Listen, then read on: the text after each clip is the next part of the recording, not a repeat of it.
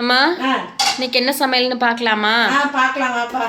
அதுக்கு முன்னாடி நம்ம செல்ல பிள்ளை சால்வி சேனலை சப்ஸ்கிரைப் பண்ணுங்க, லைக் பண்ணுங்க, ஹைப் பண்ணுங்க. வாங்க வீடியோக்குள்ள போய் பார்க்கலாம். ஓகே.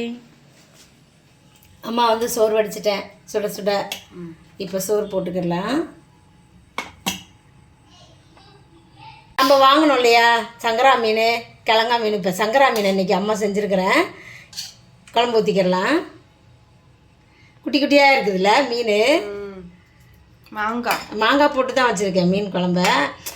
மாம்பழம் தான் இன்னும் போய் நம்ம வாங்க முடியல. சரி மாங்காயாவது போட்டு சாப்பிடுவோம் கொஞ்சம் டேஸ்ட்டுக்கு. குழம்பு ஊற்றிக்கிடலாம். அப்புறம் வந்து அதே மீனில் வறுவல் பண்ணியிருக்கேன். அதே சங்கரா மீனில் நல்லா கருவேப்பிலையெல்லாம் போட்டு அந்த வாசத்தோடு சாப்பிட்டுக்கிடலாம். அப்புறம் வந்து வெண்டைக்காய் பொரியல்.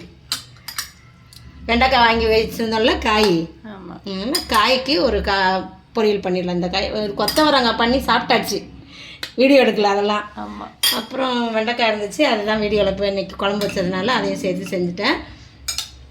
இது என்ன தெரியுதா, மாங்காய் பச்சடி. மாங்காய் பச்சடியை தனியாக வச்சு சாப்பிடுவோம். மாங்காய் பச்சடி இடம் பத்தாது, அப்புறம் எல்லாம் கலந்துரும்ல. அது கொஞ்சம் இனிப்பு இல்லை மாங்காய் பச்சடி.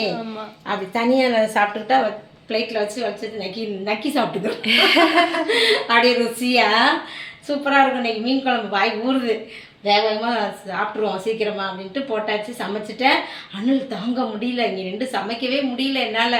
கஷ்டப்பட்டு அடிச்சு பிடிச்சி கொஞ்ச நேரம் ஒன்று செஞ்சுட்டு போய் உட்காந்துக்கிறது கொஞ்சம் நேரம், அப்புறம் திரும்பி வந்து சமைக்கிறது. இதுதான் என் வேலை.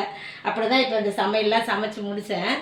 அவ்வளோதான். சரி, நான் உங்கள் வீட்டிலலாம் என்ன சமையல்னு கமெண்டில் சொல்லுங்கள். நம்ம இன்றைக்கி பிறந்த நாள் திருமணம் கொண்டாடுற எல்லாருக்கும் வாழ்த்துக்கள் சொல்கிறேன், ப்ரேயர் பண்ணிக்கிறேன். எல்லோரும் சந்தோஷமாக இருங்க.